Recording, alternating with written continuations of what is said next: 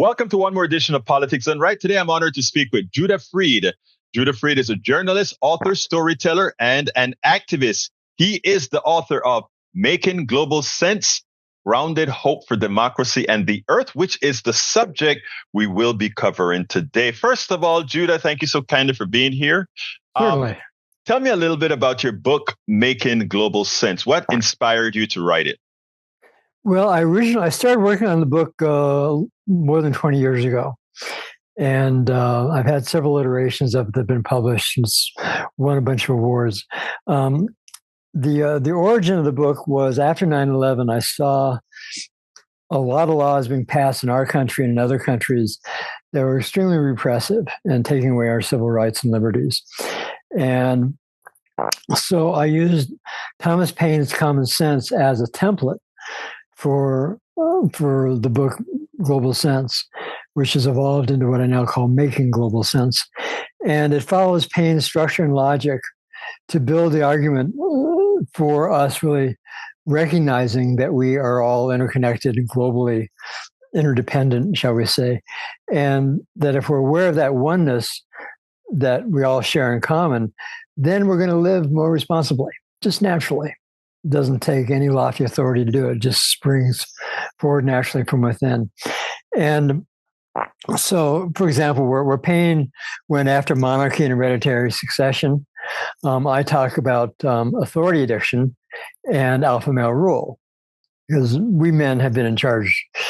You know, we get harmed by us trying to be in charge, and it's time we let go of that load. We don't need to be carrying that nonsense. And so that's another conversation, gender equality. But and where Paine called for a revolution, I'm calling for evolution. And where Paine advocated that we declare independence and have a revolution. I'm saying that and declare a democratic republic.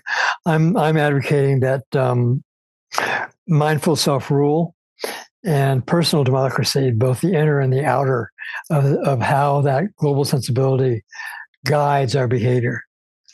And between that, I think that people can start leading responsible lives. So personal responsibility transcends from being a political slogan into being an actual way of life.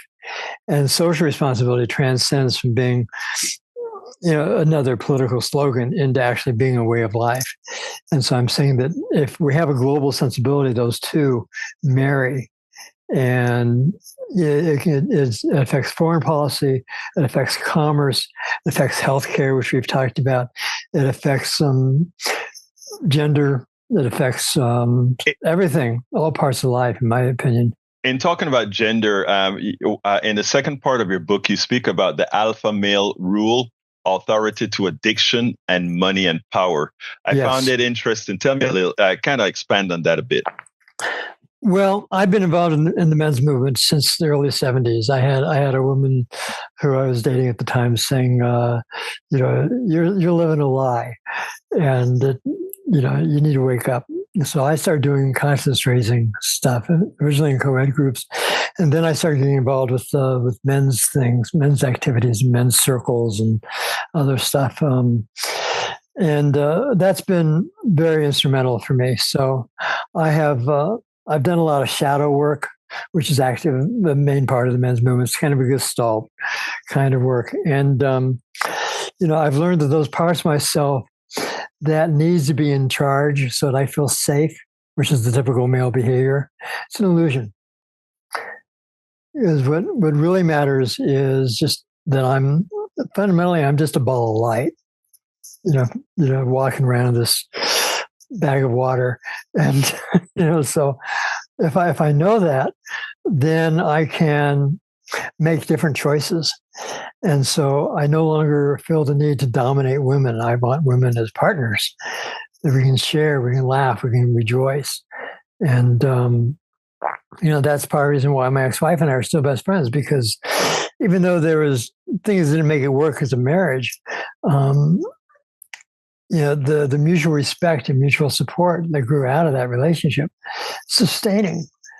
And so, I'll be honest, I look at how we've recently seen the MAGA stuff, touting alpha male rule. Oh man, yeah. Which is, first of all, it's a misunderstanding of what it means, because the goal isn't to rule others; the goal is to rule oneself. And they're consecrating the worst habits, the worst male traits. For example, in a good male support group, in a good men's support group or circle or whatever you want to call it, men can drop their masks, get real, speak from their heart, get vulnerable, cry, rant, rage, do whatever they need to do to be in touch with their emotions, all of the emotions, sad, mad, glad, afraid, grief, all of the emotions, and share them in a safe place where you're not going to be judged, ideally, and the people just listen and be supportive and say, okay, how can we help you process through that? This is different than what has become in some, what they call men's support groups, or they use the term male bonding, which is really an excuse for, for sports betting and bashing women and, getting drunk and all those old male behaviors, but it's male bonding. But that's not what real brotherhood is about, in my experience.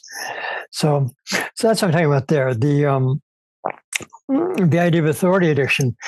In my early 20s, I became a loyal Moonie. And matter of fact, there's an interview I did with Stephen Hassan, who just published a new edition of the Cult of Trump.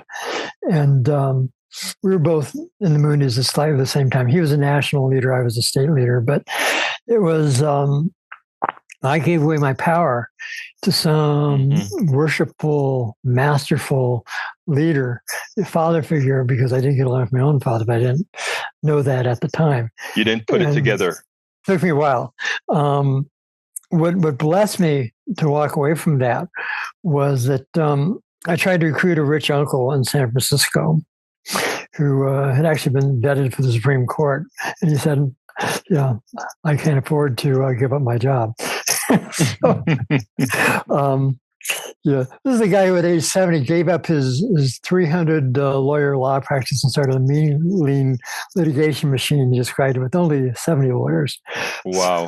So I guess I take after him in some ways, because here I am 70, almost 74 and still going.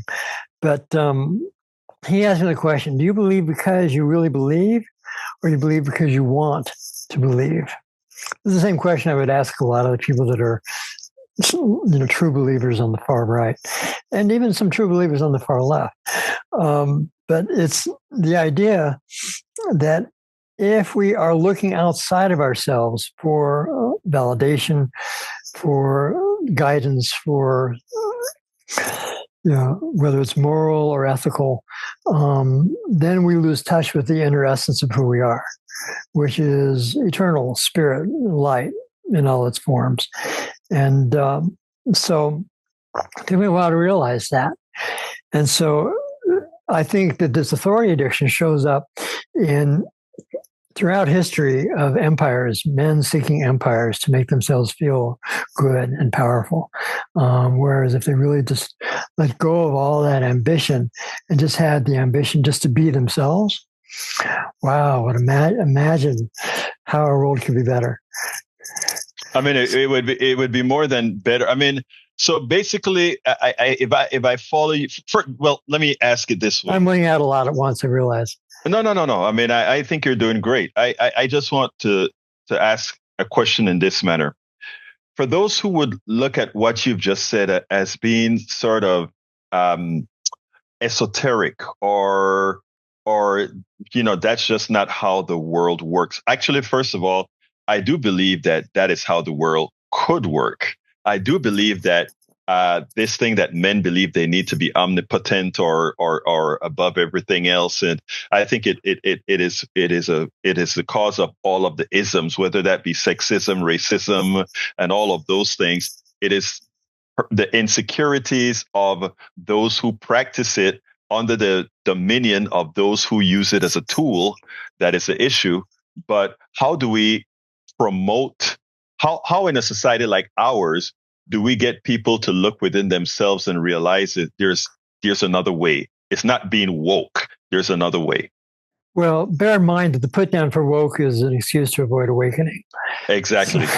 Exactly. But I will say that some of the people who have been woke have been doing that same thing of trying to get people to agree with them so they feel good about themselves, which is unfortunate. Mm-hmm. But, to take it down to a practical level, the subtitle of the book is Ground in Hope, because I talk about a lot of things that people are doing in practical ways, and it extends in a lot of areas. For example, for climate change, yes, there's things that we can do in terms of changing our lifestyle. Like I bought a used electric car. You don't have to spend thousands of dollars. You can go buy it. There's lots of used electrics out on the market. I use the light bulbs that are LEDs. that last for years, LEDs. Right. And, compact fluorescent for a while, and now I've switched to LEDs. But those are simple things. I eat organic and natural, so I don't contribute to the over chemical, stuff, which helps my health and other things. Oil-based fertilizers, etc. Yeah. All that. And so there's a lot of lifestyle things that we can do individually. But on top of that, we can then get locally involved in our community. And again, if we're doing this for trying to get external validation, I got to get praise from my community so I feel good about myself. That's still missing the point. The light has to come from within. It already is there. We just have to see it. The truth is that if you can approach this not so much from metaphysical, but approach from a physics point of view, everything is atoms, which is made out of energy, which is made out of light. Mm-hmm. So fundamentally, we're nothing but light.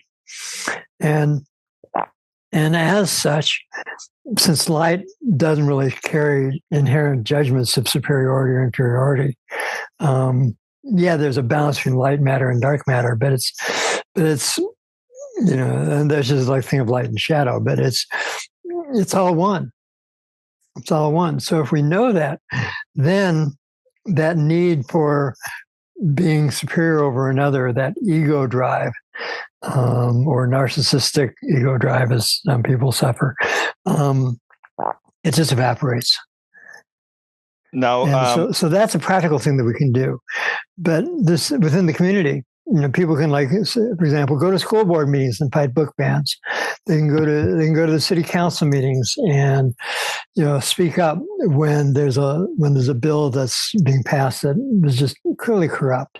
I spent years covering Denver politics, and it's amazing. Every time the Broncos got in the Super Bowl, all kinds of really corrupt laws would get passed by city council. Show up, pay attention, tell the truth, and let the chips fall where they may. At worst, we're going to grow. And the thing about it as well is, if we follow those principles, I think things like autocracy doesn't naturally occur as it has the possibility of occurring right now. So tell me, to close out, why should somebody go ahead and pick up this book? What should they expect by the time they've read page 213, Begin the World Anew? What should they feel? Well, the book interweaves essay and memoir. So I tell my story, some of which I've shared here, interwoven with the modern update of Paine's Common Sense. And so what they'll gain from it is insights into themselves, insights into the nature of the world, insights into the forces that are driving us to destroy our environment. We're so close to that point of no return on the ecology. Every summer is getting hotter and hotter. There's just been reports recently saying that we might already be past that point. Now it's a matter of mitigating it rather than reversing it. Mm-hmm. So you'll get a lot of practical information on things that you can do that other people have done. And you'll also find some hope in the fact that I document there's at least 1 billion people, between 1 and 2 billion people on the planet, who have this global sensibility, who realize we're all interconnected, interdependent, one, united, whatever language you want to use for that. Whether you approach it from string theory or you approach it from, metaphysics and karma, it's all really the same concept with different language talking about it. So So that's the main point I make, is that if we can realize our innate unity and our natural wholeness, that's going to start changing the way we interact with ourselves, with other people, in our communities, our societies, our families, and our world. So it's incremental. But if I can say that I'm doing anything, is I'm doing my best to empower the readers to claim the power that's dwelling within them already. I love that. Empower. Let the there. I know this is a closer, but I want to kind of add to what you just said, and that is, I met a young man at a conference that I went to, and I said, I want to empower people, and he rephrased it a bit more, and he said, what you need to do is let folks know that they're already empowered to be empowered. And yes. I just love the way all of that actually comes together. So, Judah Freed, it's been my pleasure. It's been my honor to have you on Politics Done Right, and with your book, Global Sense, Grounded Hope for Democracy and Earth. And people can go to globalsense.com, and there's a list of all the places where you can get the book worldwide, and except for some countries where it's not available. And I just released the ebook version, and so that's now available either for order or pre-order. It'll be in the blog attached to this video as well. So thank you so kindly for having been on Politics Done Right. I'm grateful. Bless you for the work that you do. Thank you. We spend a lot of time deconstructing the news, trying to parse it into a form that everybody can understand. We try to find those little nitpicks where it flies above the fray, etc. If you really like these videos that we do, I want to ask a big favor. Please go ahead. Number 1, subscribe to our channel. And number 2, please join if you can. Thank you so kindly for watching. Keep watching. Please remember to share. We must populate the entire internet with our progressive message, a message that we know is what most Americans say that they want. So help us, please join. Today, I want to start with the article that I brought out called Why is the Working Class So Angry? There is an author, Les Leopold. So he wrote an article titled 135.9 Million Reasons Why the Working Class is So Angry. Then he says, since 1993, 60.2 million workers who had been on the job for at least 3 years have laid off, according to the Bureau of Labor Statistics. Another 75.7 million with less than 3 years tenure have also been let go. In total, that's 135.9 million workers who know all too well the pain and suffering of a major disruption of their employment. Working people understand that the periodic ups and downs of the economy can legitimately lead to job loss. But they also know that in many cases, the reason they lost their job was not mismatches in supply and demand. Rather, their jobs were sacrificed to satisfy out and out corporate greed. I disagree with that sentence. Leopold, I love you, brother, but that's wrong. Most people don't know it. When most people lose their job, the first thing they say, that damn president caused me to lose my job, or he messed up the economy and all of that. That's the first thing that the average American citizens think. That's why Trump can go out right now and say Biden is screwing up the economy, even though under Biden, the unemployment rate went from double digits all the way down to now 4.1%, right? But somehow you can blame the wrong person for it. So Leopold, I understand what he's doing right there, but he's incorrect in believing that most people understand what he wrote next. And here's what he wrote next: private equity and greed. And while he understands it, most people don't. What I'm going to do is I'm going to read his paragraph, and then I'm going to explain in a bit more detail. Private equity and greed. Workers know that when a private equity firm buys up the company at which they work, trouble lies ahead. Just ask the 33,000 workers at Toys R Us who lost their jobs when the fabled company was driven into ground by KKR, a huge private equity company. KKR bought the toy giant for $6 billion in 2005. $5 billion of the purchase price was financed with debt, and KKR put on the Toys R Us which KKR put on Toys R Us books. Then the rape and pillage commenced. as Toys R Us costs due to service the debt, pay KKR hefty management fees, and quickly fall behind in competition. Walmart and Amazon, Ali Savarral, writing in the LA Times, wrote, KKR and its partners sold off Toys R Us real estate, pocketed the money, and forced the retailer to lease back its buildings, along with KKR and other firms paid themselves $250 million in management fees and big bonuses to handpick executives right before Toys R Us entered bankruptcy. This deserves a little bit more understanding. When I talk about the difference between capitalism and free enterprise, I'm talking about the difference between a slave-based economy where others do the work and some people just profit from the work, rather than a collective economy where everybody is paid commensurate with what they produce. Meaning a farmer is paid commensurate with the food he produces. A banker is commensurate with the service he provides to the society to manage somebody's money, etc. But there is a class of people, the private equity firm, that has no right to exist because they produce absolutamente nada, nothing. They look at you, they look at a company and they say, aha, there's a company. How can I take that company and make some money off of it? Let me tell you what they did with Toys R Us.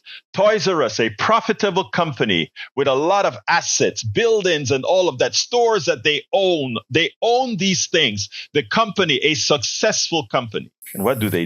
They say, wait a minute, we can take that company and monetize that company. Wait a minute, guys. This is a private equity firm. It has done nothing to sell toys. It has done nothing to build toys. It has done nothing to service anything in the toy industry. So they come in and they say, you know what I'm going to do? I'm going to buy up the stocks of that company, right? I'm a private equity firm. And I am going to then take that company and borrow the money from the banks on that stock.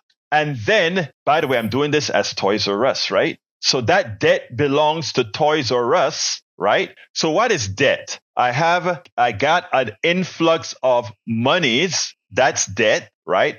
And it's backed by what? Assets. But again, the assets are there, right? And those of us who did that transaction take a hefty fee. We are managing this buyout. Remember, they've produced no toys, they've sold no toys, they've done nothing. They just went into that company. They have capital. They use their capital to start the process of owning the company, leveraging the company. Leveraging means turning the company's assets into debt. It is like if you own your house outright. You can leverage your house by saying, I will take out a loan on my house. I still live in the house. I have a loan. I pay back some money on a monthly basis, but I have a whole bunch of cash I can go blow on vacations and cars and all of that as I just pay back that loan. They leverage that company. They leverage the employees of that company. They extract fees. Again, what are these fees? Millions of dollars just to do this transaction that should not have occurred in the first place. Millions of dollars they charge the company to teach it how to borrow money on the assets that that company has already accumulated. But it goes a bit further than that. They then sells the buildings and assets that the company owns to, maybe a REIT, a reinvestment, a real estate investment trust or something like that. They may sell the buildings to these other financial entities. And then Toys R Us is then forced to pay rent for the building it once owned. So whoever bought all those buildings from Toys R Us and gave them cash, now they're getting their cash back in the form of rents. It's capitalism at its max. That is legal. And that is what caused the demise of Toys R Us. And whenever you hear about a company that seemingly had been doing very well for decades and decades and decades, and suddenly they're going bankrupt, and it's not like the people stop buying a whole lot of toys. If you go ahead and look at these companies' books, they're within 10% up and down, 10% up and down. They don't deserve to be out of business. All those employees do not deserve to be gone, but that's what it does to you. But now you don't have the news media telling you this in detail. They're telling you, oh, their profits have gone down because their expenses have gone out of control. Their expenses went out of control because they're now paying rent for the buildings they once owned. They're paying management fees for the loans that this new owner of these stock took out on the business, and then somehow they want to cut employee wages, etc. It's a transfer of wealth from the worker, the working class, to the Trump class. And everybody talks about, oh, Trump is a businessman, a great businessman. He's a great businessman. Are you kidding me? These are the concept. These are the things that they do to the average working American citizen. And you are always just a cog, a pawn in the wheel. So those who are supporting, we need to run our country like a business. Are you kidding me? If we ever did that, understand that you're but a commodity. Understand what these corporations do. It's not that Egberto is anti-corporations and anti-business. I love business. I have businesses. But what we're talking about is thievery, what we call legal fraud. Because we use the mechanism of capitalism, which by design, they're following the rules of capitalism, because everything is about capital. That's why whenever we apply a tax, whenever we apply a service or whatever, the first thing you will hear people ask is,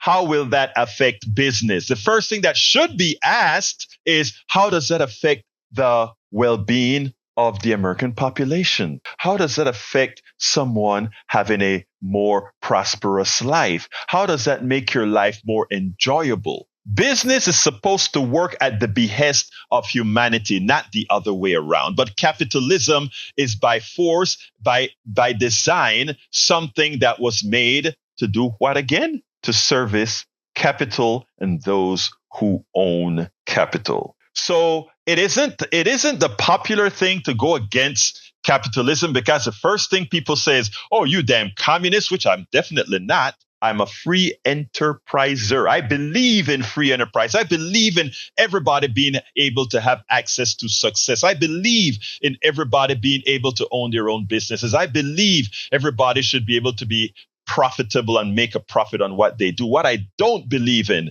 is a system that turns you into capital, fracture you into bits and pieces, and selling you like the slave we have been made to be. And if you doubt it, whenever you hear about income inequality and wealth disparity, it didn't happen by accident. It is a concrete design of our economic system. We've tried to mitigate it many times by creating progressive tax rates that as you get more money, you're taxed more, by ensuring that the profits from companies in the past couldn't be used to do things like stock buybacks that affect employees. We used to do those things to take the evil out of capitalism, or to take some of the evil out of capitalism. We tried it.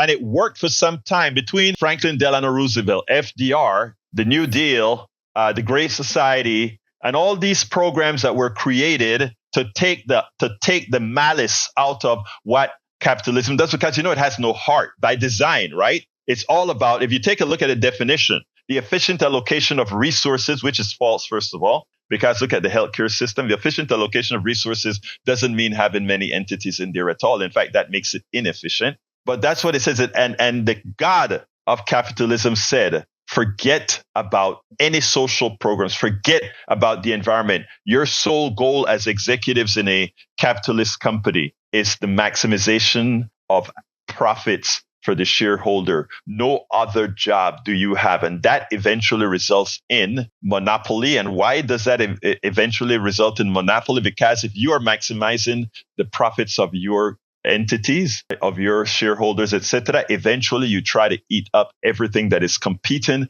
to minimize or to limit the profits of your shareholders. Continue with the article. The kind of looting by private equity has since the 1980s happened thousands of times in all sectors of our economy, leading to the needless loss of millions of jobs. Researchers writing for the Becker-Friedman Institute at the University of Chicago have found that on average, employment shrinks by 13% when a private equity firm buys a public company, as Forbes notes. All too often, when private equity professionals tout their cost-cutting strategies, they do not mention that cost-cutting means firing people and taking away their livelihoods. Yes, they want to make more, which is what they do. That's the design of that. A private equity corporation, that is their mission. Their mission isn't to do good for society. Their mission isn't to do good for humanity. Their mission is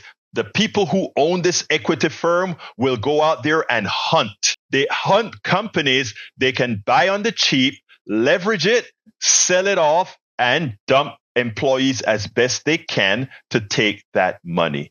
That's the design. That is not saying that is a byproduct. That is the design of a private equity company. They're doing it in healthcare right now. Look around your neighborhood, whether you're in Ohio, whether you are in North Carolina, whether you're in Georgia, Texas, whatever. You see all these pop-up emergency rooms starting up. You see all these little clinics coming up. And have you been to one of them and see what they charge and why they charge and how they charge? These are private equity firms buying up all of these things, putting doctors to work for them, etc. These doctors are now making menial salaries, one employee, and then they are cleaning up on the insurance companies, which ultimately you pay for as well. This privatization and framing it as something good for you is the biggest lie. And by you not understanding, and when I say you, I'm talking about those who are learning this today, not understand, will have you vote against your own interest. You know why Donald Trump gets a pass, folks? You know why the media, in as much as people like to say, look how the mainstream media is treating Donald Trump, he doesn't get the treatment that he deserves for the harm that they've done. You notice when Donald Trump told Hillary Clinton, I don't pay taxes because I am smart? Remember that? He's right. Because again, taxes are for us. These guys are thieves. That's what he's telling you. What he's also telling you is, I don't have to pay back loans to bank. I go ahead and tell a bank, give me a loan. Here's the asset that I may control a piece of. I write it up this way. I give it a value, whatever value I want to give it. And you give me something on it. It's the system. It's capitalism. It's how it works. And if you play the game, if you went to school, if you went to let's say the business school, Harvard Business School, or the business, these are things that you learn, and you tend to believe that there's something honest about it. You tend to believe that there may be something rewarding about it, but it is nothing more than legalized theft and antiseptic slavery. Free enterprise is what should reign. And until we understand these features, we will never get ahead. Stock buybacks and greed. Workers are also learning that when hedge funds buy up company stock and demand stock buybacks, there's job trouble ahead. Just ask the 32,000 workers in Bed Bath & Beyond. Women listening to my show right now, you guys remember Bed Bath & Beyond, right? No, a lot of people shop there. My wife used to love her Bed Bath & Beyond and get all those sweet things and towels and all of that. That company has been always doing fine, but it got those sharks saw it and said, we can make some money there. All right. A stock buyback, which was essentially illegal until 1982, is a form of stock manipulation. A company uses its funds or borrows money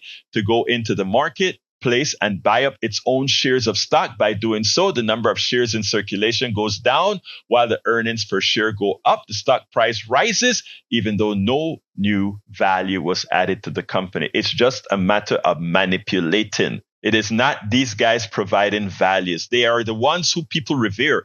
Hey, look at that rich venture capitalist. Hey, look at that rich stock fund holder. Hey, look at that rich private equity firm manager. They revere these people. And these people are no better than Lucifer, because their job is to take away money from those who earned it, those who worked for it, and pocket it. by using financial instruments to do so. There is no good value that comes out of this. But this is capitalism. This is Trump. This is what they're talking about. When you hear Kamala talk about an opportunity economy, it is, she won't say this. She would come out and say, I am a capitalist, but I want to make sure it's an opportunity economy. They are mutually exclusive. They are mutually exclusive. They cannot coexist. They cannot coexist. Once you put the brakes on capitalism, what you get is free enterprise in the good direction or fascism in the bad direction. And what she's doing is cloaking capitalism with free enterprise and saying, let's create an opportunity economy. And that is what all of us should want. All of us who work for corporations, we are at the behest at whatever private equity firm wants to come in and say, wait a minute, I can make $1 by leveraging that company. I can make $1 by selling that company. I can make $1 by laying off those workers, because even as they're needed, even as they're the ones producing, I can make $1. Folks, I'm coming to the callers in a minute. Every first Saturday of the month, I have a program for my listeners, for the PDR Politics Done Right Posse, called Ask Egberto Anything. It's a Zoom call, and folks who sign up for it, we talk, on Zoom, video if you want to. If you don't want, turn your camera off, and we have questions. And a few conservatives came on, and one specifically, I think he's in the chat right now, kind of gave me a hard time because he got offended when I confronted them with willful ignorance and certain phrases that I use. And I try to say, and one of my progressive listeners says, Egberto, while you're right, I understand what you're saying, but maybe you need to find a better way to say it when I'm speaking specifically to my right-wing brothers and sisters, because you want to be heard, you want to be listened to, you want them to listen to you. And one of them said, yeah, if you're hitting this up, I'm not really listening, we're fighting, right? And I agree with them. On the program, I did tell them, you know what, I try to do that. Hell, I wrote the book, It's Worth It, How to Talk to Your Right-Wing Relative Friends and Neighbors. But I said, you know what, I'm only human. We are all just humans. And sometimes you get so frustrated with people allowing themselves to be used, people allowing themselves to be gullible, that sometimes you just go bat, crazy in your rhetoric.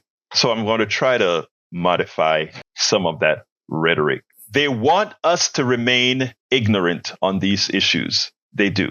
And this goes to everybody, so I can say it. It's not just to my right-wingers. So let's not be willfully ignorant. I have been ignorant of a lot of things myself. When I was a sexist, I was ignorant. When I was a homophobe, I was ignorant. When I learned how ignorant I was, I made the change and I atoned. And in the process, I was no longer ignorant. As well, I could have stayed even knowing the truth. I could have stayed being a sexist. Even knowing the truth, I could have stayed being a homophobe. But that would then make me willfully ignorant. And there's something dangerous. There's something pathetic about being willfully ignorant for whatever reason it is that you choose willful ignorance. There are certain things that are black and white. There are certain things that are debatable. I can debate whether we want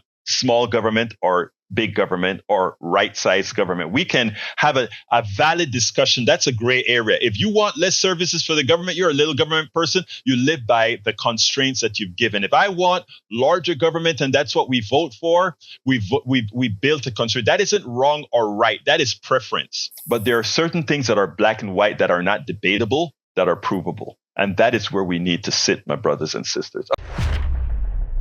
We spend a lot of time deconstructing the news, trying to parse it into a form that everybody can understand. We try to find those little nitpicks where it flies above the fray, etc.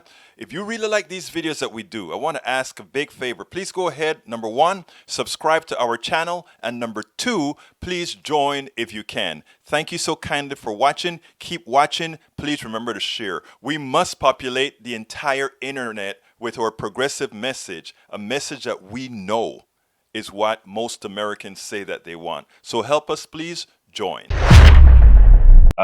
Soliloquy time. The Republicans would have you believe that most Americans are slouches. They'll have you believe that somehow the plutocracy, those people on top, they have to be watching every single American to make sure that you're out there busting your butt and working hard, and that everything that you ask for from we the people, your government, is a handout, and that no, you don't need any handouts. You need to go out there and work for it. Hey, look, I'm going to tell you something from somebody who's from Central America, from somebody who's been all over the world, from China to the Caribbean.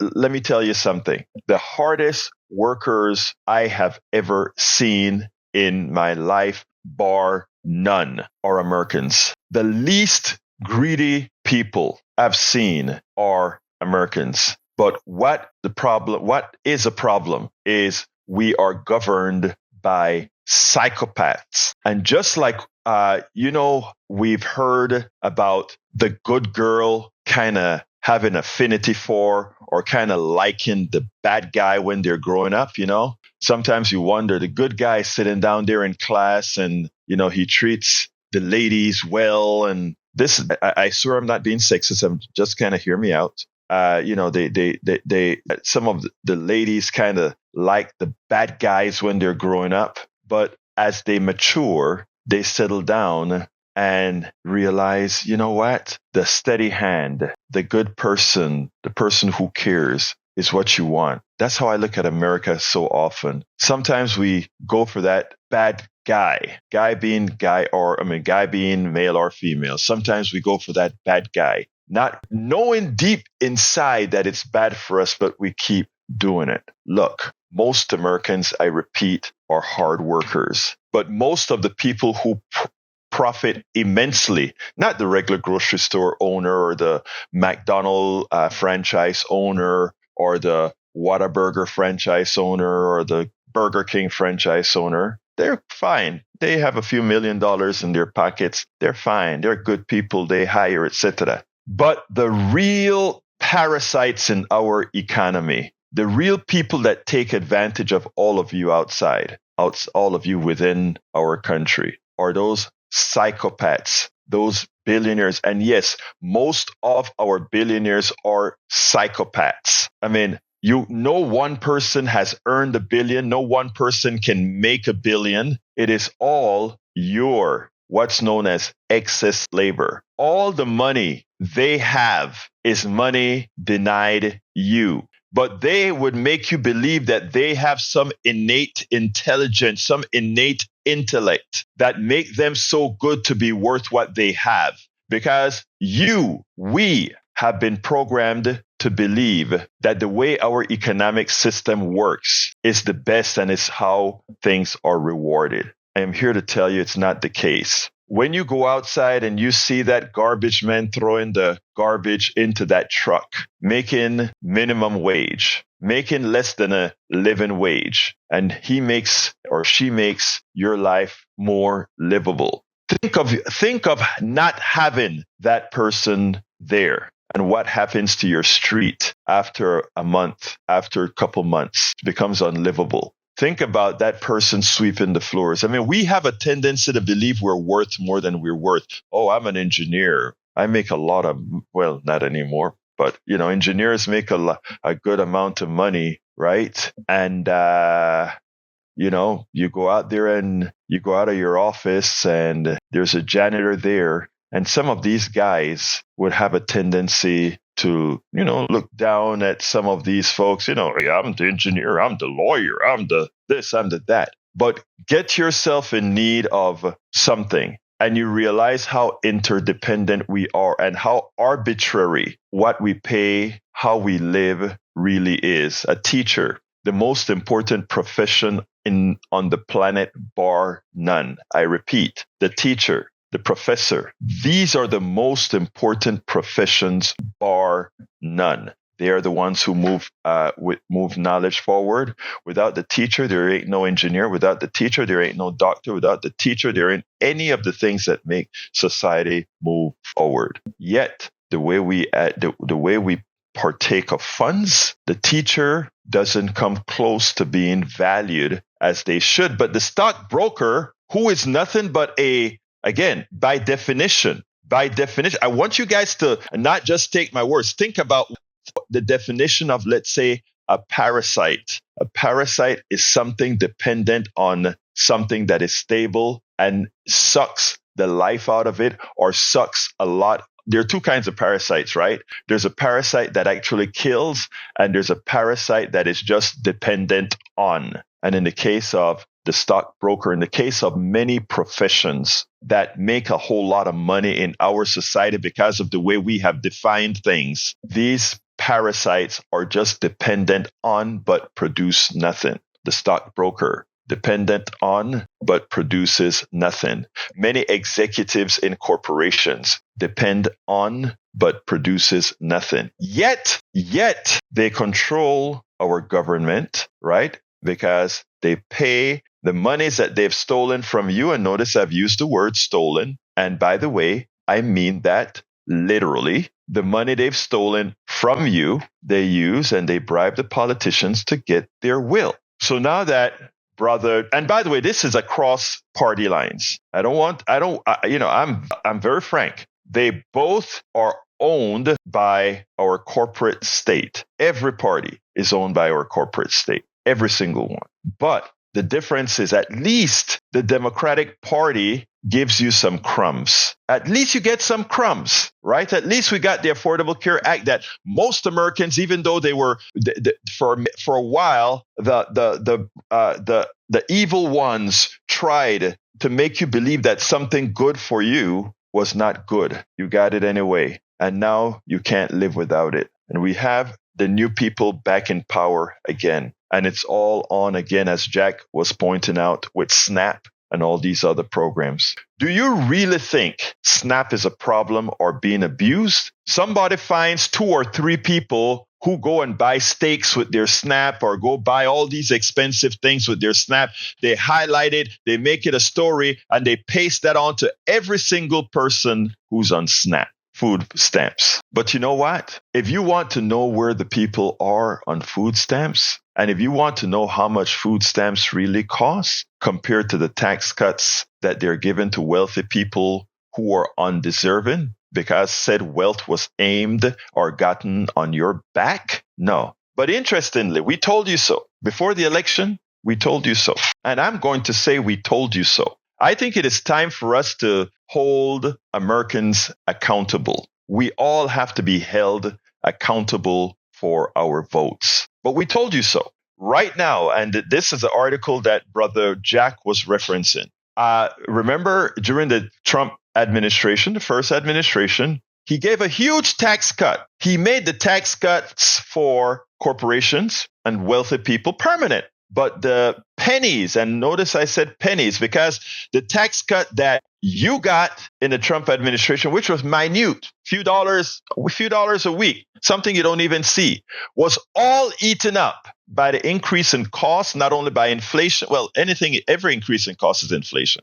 By the reduction that you got in services from your doctors and the larger deductibles that you paid, etc., it was all eaten up. It was all eaten up by that. In other words, the little tax cut that you folks got, we menial folks got, that was all eaten up. And guess what? Whenever we say that was eaten up by the extra deductibles that you pay, the extra costs in food, etc., that was saying the following. We gave the tax cut to the wealthy. We gave a little tax cut to the middle class.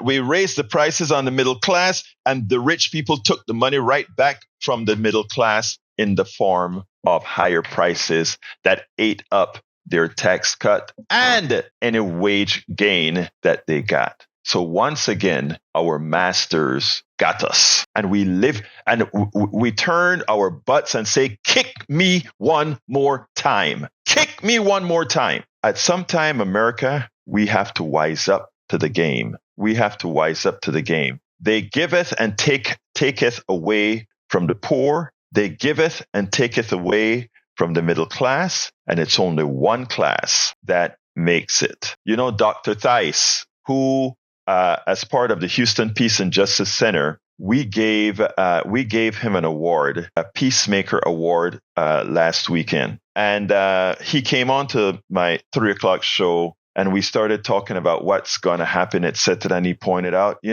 we have to change the narrative. People don't like to hear that it's class warfare, but it is time for us now to acknowledge that we are, in fact, having a class warfare, and the middle class and the lower classes are losing. A bigger part of the pie continues to go to the wealthy. And this is by design. And this is by design. This is by misleading you, disinforming you, and you making the wrong choices. The choices that continues year after year to take what you have earned,